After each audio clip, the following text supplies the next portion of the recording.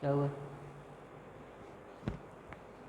Hello students, welcome to my YouTube channel biology classes. So students, आज की class में मैं आप लोगों को पढ़ाने वाला हूँ फर्टिलाइजेशंस के बारे में, यानी निषेचन क्या है इसके बारे में। इसके पिछले वाले क्लासेस में मैंने आप लोगों को पढ़ाया था कि पर परागण की कौन कौन से हानि होते हैं और पर परागण के कौन कौन से लाभ होते हैं। ठीक है, अगर आप पिछले वाले क्लासेस को नहीं देखे हैं तो आप प्ले लिस्ट में जा करके वहाँ से वीडियो को देख सकते हैं। तो चलिए स्टार्ट करते हैं। आज का टॉपिक क्या हो जाएगा? तो आज का टॉपिक हो जाएगा फर्टिलाइजेशन। हिंदी में इसको क्या बोलते हैं? निषेचन कहते हैं। ठीक है, अब निषेचन क्या है इसको हम समझ लेते हैं। निषेचन का मतलब होता है कि जब नर युग्मक और मादा युग्मक, जब ये दोनों आपस में क्या करते हैं? संलयन करते हैं। नर युग्मक और मादा युग्मक जब दोनों आपस में क्या करते हैं? संलयन करते हैं, तो उससे क्या होता है कि द्विगुणित युग्मनज का निर्माण होता है। और इस प्रक्रिया को क्या कहते हैं? तो इस प्रक्रिया को निषेचन कहते हैं। ठीक है, male gametes and female gametes basically ये दोनों क्या करते हैं? आपस में ट्विस्ट करते हैं और फॉर्मेशन करते हैं। किस चीज़ का? तो डिप्लॉयड जाइगोट का क्या करते हैं? फॉर्मेशन कहलाते हैं। बेसिकली ये जो प्रोसेस होती है, ये प्रोसेस क्या कहलाती है? फर्टिलाइजेशन कहलाते हैं। इसको ऐसे समझ लीजिए कि जब नर युग्मक, ठीक है, क्या चीज़? नर युग्मक, और इधर क्या हो जाएगा? मादा युग्मक। नर युग्मक और मादा युग्मक जब ये दोनों आपस में क्या करते हैं? संलयन करते हैं। क्या करते हैं? संलयन करते हैं। तो इनके संलयन से क्या होता है? द्विगुणित युग्मनज का क्या हो जाता है? द्विगुणित युग्मनज का निर्माण होता है। ठीक है, तो द्विगुणित युग्मनज का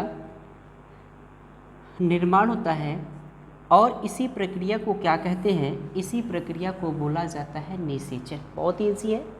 जब नर युग्मक और मादा युग्मक ये दोनों आपस में क्या करते हो? संलयन करते हैं, तो द्विगुणित युग्मनज का क्या कर लेते हैं? निर्माण कर लेते हैं। और ये प्रक्रिया क्या कहलाती है? निषेचन कहलाती है। अब देखिए, जो नर युग्मक होता है ये भी हैप्लॉइड होता है, यानी इसमें भी गुणसूत्रों की संख्या क्या होती है? हाफ होता है। और मादा युग्मक जो होता है इसमें भी गुणसूत्रों की संख्या कितनी होती है? हाफ होती है। तो मादा युग्मक में गुणसूत्रों यानी क्रोमोसोम नंबर जो होता है हाफ होता है, इसको हम हैप्लॉइड कहते हैं। और मादा युग्मक में भी क्रोमोसोम हाफ होता है, इसको भी क्या कहेंगे? हैप्लॉइड। जब ये दोनों हैप्लॉइड जो दोनों आपस में क्या करते हैं? मिलते हैं, तो ये क्या करते हैं? डिप्लॉयड जाइगोट का क्या करते हैं? फॉर्मेशन करते हैं। यानी 2n जाइगोट का क्या करते हैं? फॉर्मेशन करते हैं, निर्माण करते हैं। और ये द्विगुणित युग्मनज का बनना ही क्या कहलाता है? निषेचन कहलाता है। ठीक है, आई होप कि आपको समझ में आ गया होगा कि निषेचन मीन्स क्या होता है। निषेचन का मतलब ये होता है कि नर युग्मक और मादा युग्मक इन दोनों आपस में क्या करते हैं? संलयन करके द्विगुणित युग्मनज का निर्माण कर लेते हैं, तो ये प्रक्रिया क्या कहलाती है? निषेचन कहलाती है। ये रहा फर्स्ट पॉइंट में। ठीक है, अब हम बात करते हैं इसके सेकेंड पॉइंट की। तो सेकेंड पॉइंट में ये बताएंगे कि जो निषेचन है, निषेचन को सर्वप्रथम किसने बताया था। तो यदि आप सबको पता है कि निषेचन को किसने बताया था, निषेचन के बारे में कौन से जैसे साइंटिस्ट थे जिन्होंने बताया था, अगर आप सबको पता है तो आप सब हमें कमेंट बॉक्स में लिख करके बताएं। ठीक है, चलिए, तो मैं बता दे रहा हूँ कि निषेचन को सर्वप्रथम किसने बताया था? स्टार बर्गर नामक वैज्ञानिक ने 1884 ईस्वी में क्या किया था? तो स्टार बर्गर नामक वैज्ञानिक ने 1884 ईस्वी में निषेचन के बारे में क्या किया था? बताया था। ये दोनों बातें आप सबको समझ में आ गया। फर्टिलाइजेशन यानी निषेचन में सबसे पहले स्टेप में आपको इसको डिफाइन करना है, इसकी परिभाषा देना है। और दूसरे स्टेप में आपको ये बताना है कि निषेचन के बारे में किस वैज्ञानिक ने बताया था। तो निषेचन को सर्वप्रथम स्टार बर्गर नामक वैज्ञानिक ने 1884 ईस्वी में इसके बारे में बताया था। और इसके बाद जो निषेचन की प्रक्रिया होती है ये निम्नलिखित चरणों में कंप्लीट होती है। ऐसे ही नहीं हो जाता है कि नर युग्मक मिल गया, मादा युग्मक दोनों मिलकर के द्विगुणित युग्मन का निर्माण कर लेते हैं। इसके लिए भी क्या होती है? कई सारे प्रोसेस होते हैं, कई सारी प्रक्रिया होती है। तो वो जो चरण होती है, तो निषेचन के जो चरण होते हैं क्या होते हैं? निम्नलिखित होते हैं। तो तीसरे पॉइंट में हमें कहेंगे कि निषेचन की प्रक्रिया निम्न चरणों में होती है, यानी ये जो चरण होते हैं इसके कई सारे चरण होते हैं। तो सबसे पहला चरण क्या होता है इसको आप लोग देख लीजिए। तो पहला चरण क्या हो जाएगा? देखिए, यदि आप सबको समझ में नहीं आ रहा है तो आप हमें कमेंट बॉक्स में लिख करके ज़रूर बताएं कि क्या आप सबको डाउट्स है। ठीक है, तो निषेचन के लिए अगर हम पहले चरण की बात करें तो निषेचन का जो सबसे पहला चरण हो जाएगा, इसमें बेसिकली ये हो जाएगा परागकणों का क्या चीज़? तो परागकणों का किस पे? वर्तिकाग्र पर अंकुरण। ठीक, हेडिंग क्या हो जाएगा? परागकण का वर्तिकाग्र पर अंकुरण। पराग कणों का वर्तिकाग्र पर क्या हो जाएगा, वर्तिकाग्र पर अंकुरण। ठीक है, तो चलिए देखते हैं परागकणों का वर्तिकाग्र पर क्या होना। तो परागकणों का वर्तिकाग्र पर अंकुरण होना मतलब ये हुआ कि जो परागकण है वो किस प्रकार से वर्तिकाग्र पर अंकुरण होते हैं। तो आप इसमें बेसिकली जानते हो कि जो पुष्प की संरचना होगी, तो पुष्प की संरचना देखिए इस प्रकार से बनाए होंगे। जो आपका गाइनोशियम रहा होगा, यानी कि जो जायांग रहा होगा, इस प्रकार से रहा होगा ऐसे। ये क्या है, ये जो ऊपरी वाला हिस्सा होता है इसको क्या कहते हैं, वर्तिकाग्र कहते हैं। ठीक है, क्या कहते हैं, वर्तिकाग्र कहते हैं। और ये होता है आपका वर्तिका होता है, और इसके बाद ये क्या हो जाएगा, अंडाशय हो जाएगा। ठीक है, तो ये आप बता रहे हैं, इसमें मैं बता रहा हूँ कि जो निषेचन की प्रक्रिया होती है उसकी पहली स्टेप बता रहा हूँ कि पहला चरण में क्या होता है निषेचन के लिए।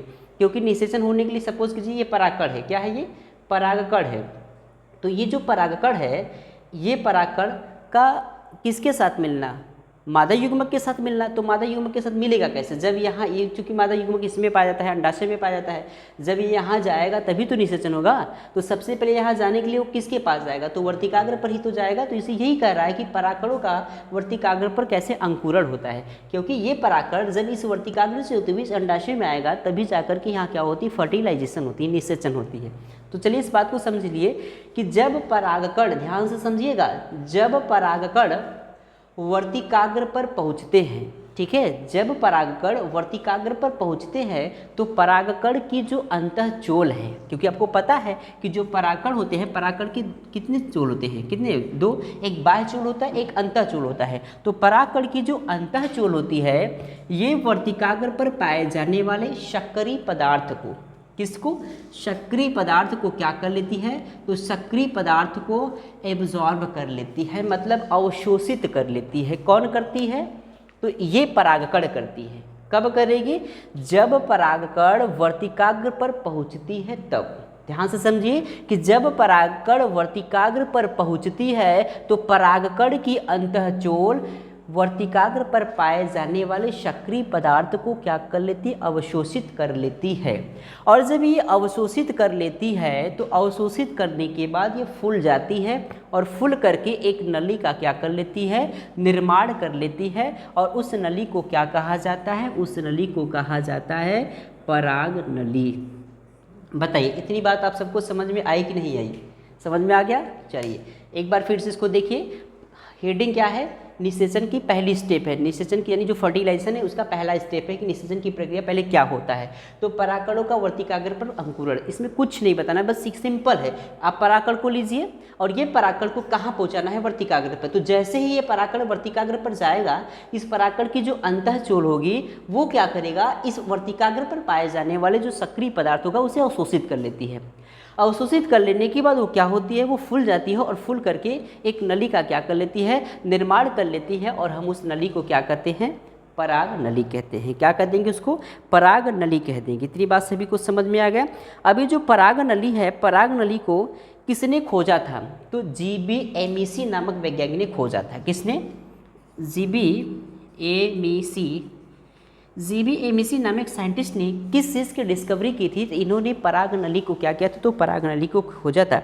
किस सन में खोजा था, तो 1882 में। ठीक है, किस में, 1882 में खोजा था। अब देखिए यहाँ पे कितने सवाल बन रहे हैं। सबसे पहला ये बनेगा कि पराग नली किसे कहते हैं। ठीक है, तो पराग नली किसे कहते हैं, इसमें ये बताएंगे कि जो क्या चीज़ होता है, ये जो परागकण होता है, परागकण होता है वर्तिकाग्र पर पाए जाने वाले सक्रिय पदार्थ को ये क्या कर लेती है, अवशोषित करती है। और जब अवशोषित करती है तो ये फूलने लगता है, और फूल करके एक नली का क्या कर लेती है, निर्माण कर लेती है, और उसे ही क्या कहते हैं, पराग नली कहते हैं। पहला क्वेश्चन तो ये रहा।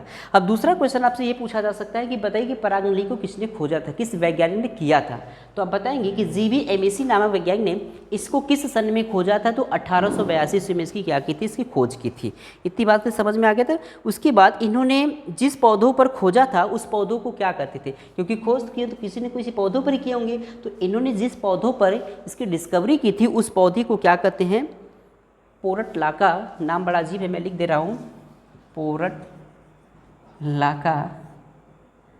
पोरटलाका ओलोरेसिया।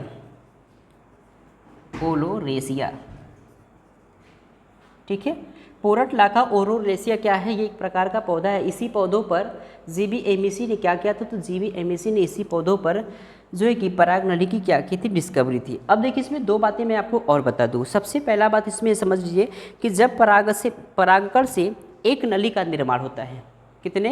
एक नली का निर्माण होता है, तो उसे क्या कहते हैं? एक नलिका कहते हैं।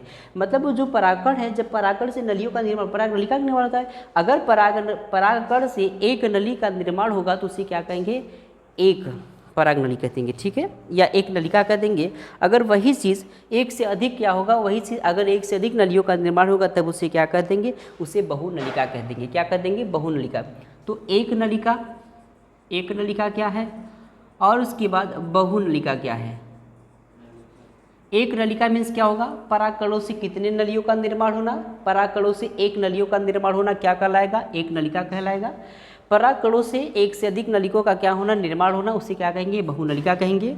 पोरटलाका और ओलोरेसिया क्या होता है? तो यह प्रकार का पौधा होता है। कौन सा पौधा होता है? जिसपे जीबी एमिसी नामक वैज्ञानिक ने क्या किया था? पराग नलिका का क्या किया था? खोज किया था। अब आपसे पूछा था कि पराग नलिका की खोज करने वाले वैज्ञानिक का नाम बताइए, तो आप क्या बता देंगे? जीबी एमिसी बता देंगे। और इन्होंने जिस पौधों पर इसको खोजा तो उस पौधे को क्या कहते हैं? तो पोरटलाका ओलोरेसिया नामक पौधे पर इन्होंने क्या की थी? खोज की थी। उसके बाद परागकणों से एक नलियों का निर्माण होना क्या कहलाता है? एक नलिका कहलाता है। अगर ये बहुत सारी नलिका का निर्माण कर लेता है तब उससे क्या कहते हैं? बहुनलिका कहते हैं, ठीक है। तो इतनी बात सभी को समझ में आए कि नहीं आया? आगे हम डिस्कशन करेंगे इसमें। देखिए दूसरा हो जाएगा क्या चीज़? तो इसमें हो जाएगा पराग स्त्री केसर परस्पर क्रिया। तो पराग स्त्री केसर परस्पर क्रिया का मतलब होता है कि जो परागकण होते हैं वो स्त्री केसर से किस प्रकार से क्रिया करते, किस प्रकार से परस्पर करके क्रिया करते। क्योंकि यह यहाँ आया हुआ है, यहाँ आया, इसके साथ मिला हुआ, सारी प्रक्रिया तो कर लिया। तो ये आई होप कि ये सारी बातें आप सबको समझ में आ गया होगा कि परागकणों का वर्तिकाग्र पर अंकुरण क्या है। उसके बाद इससे पहले वाले टॉपिक मैंने निषेचन के बारे में बताया था। इसके बाद हम लोग क्या करेंगे? अगले दिन की क्लास में इसके बाद वाला टॉपिक को डिस्कस करेंगे कि इसके बाद क्या होता है, क्योंकि हमें यहाँ पे इसको पहुँचाना है। जब तक इसमें जाएगा नहीं तब तक निषेचन होगा नहीं, और जब तक निषेचन होगा नहीं तब तक फ्रूट्स बनेंगे नहीं, और जब तक फ्रूट्स बनेगा नहीं तब तक बीज बनेगा नहीं, और जब तक बीज बनेगा नहीं तब तक पौधे बनेंगे नहीं, ठीक है। तो हम इस बाकी की प्रक्रिया जो है